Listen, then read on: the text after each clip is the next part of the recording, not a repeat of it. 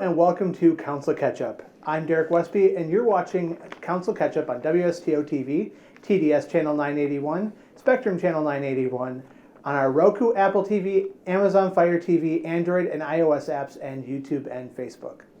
So glad to have you with me to talk about the October 24th, 2023 City Council meeting, and I'm here with Mayor Swadley.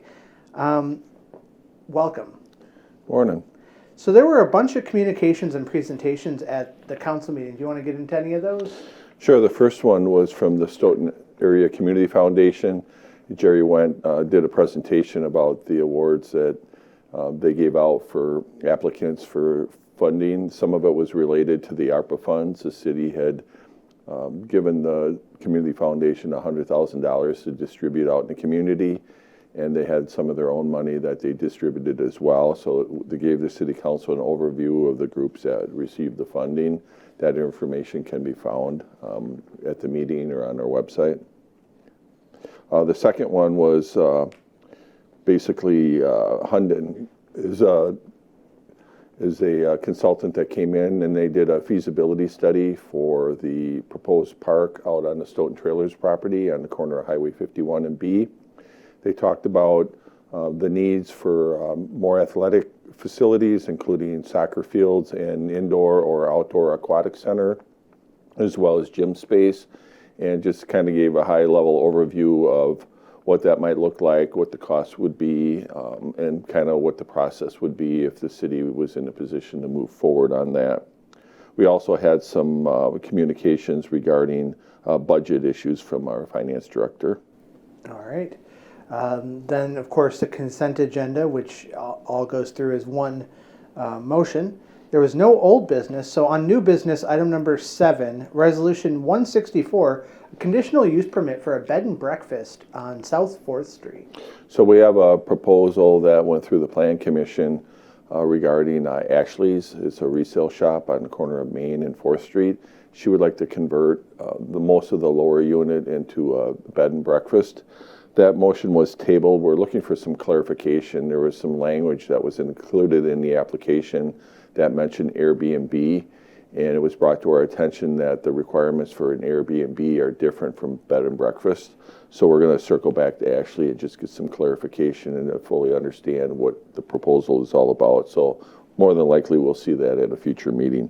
All right. Item number 8, Resolution 165 is a conditional use permit for a tattoo parlor. So there's a depot building across from the Chamber Depot building by the railroad tracks, and recently there had been a wood shop in there, and there's a proposal to turn that into a tattoo and art studio, and they have to get a conditional use permit to use that building. There is a condition on there to have some on-site parking, so they're working with the adjacent business owners to work out an agreement for that. All right. The next 2 items are both related to the city attorney. Discussion and possible action for concerning timing for the Common Council appointing the city attorney, and then changing section 2-166 of the Stoughton Municipal Code relating to a city attorney. As our finance director was going through some ordinances, it was discovered that there was an ordinance in there that said we need to review and approve the city attorney yearly. We do have a 3-year contract that is fairly flexible, and it was ultimately decided that we would review the city attorney during a reorganizational meeting in April is kind of what we're thinking. So the plan would be to come back with some updated language so the ordinance reflects what our future practice will be. Sounds good. Resolution 166, acceptance of the report on federal and state awards dated December 31st, 2022.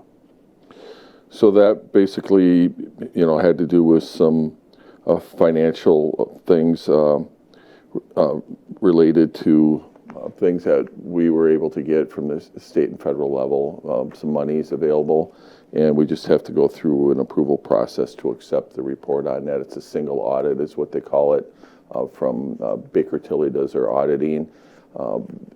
They had to do mostly, I think, with the ARPA funds because there was additional revenue that came in that put us above the threshold. Okay. Resolution 167 of 2023, payment for municipal services agreement for the housing authority. So the Housing Authority is a separate body from the City Council. It's statutorily has their own authority, and they've been meeting with a non-taxable, tax-exempt firm to do renovation at Greenspire. So basically, this is just, shuffling the paperwork for ownership. They do the remodel, they get the tax credits.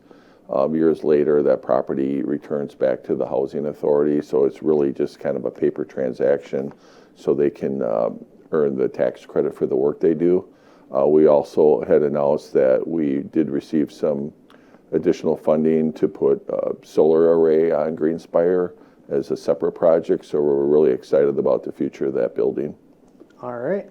And then Resolution 168, an offer to purchase a property at 2464 County Road A in Dunkirk. So this is a property kind of next to the soccer field, the cemetery, right off of Highway A. And that property is connected basically to our park. And we've been negotiating with the property owner for several years now to acquire that, to expand the park. There's about 2 acres there. So the idea would be to use money that we've received instead of parkland in the past to pay for the purchase of the park and to remove the buildings that are on there and make that usable as the park. So the initial thought would be to potentially put in a couple small soccer fields, and then long-term maybe put in a couple more baseball diamonds. What we're trying to do is have complexes, so we'd like to have all the baseball facilities at one location. It makes it easier for us to maintain it, especially with the Public Works garage there, as well as it makes it more advantageous for tournaments and events to occur there. And then, as I mentioned earlier, as part of the Hunden study, we would like to have a soccer complex. Right now our soccer fields are kind of scattered all over town. We'd like to have one centralized location for soccer or lacrosse or any of the large field events, flag football, those types of things. All right.